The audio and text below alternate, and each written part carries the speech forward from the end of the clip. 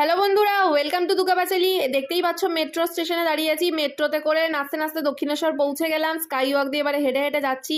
তাই ভাবলাম তোমাদের সাথেও ভিউটা শেয়ার করি। সাথে দেখো হনুমানজির সাথেও দেখা হয়ে গেছিলো রাস্তায়।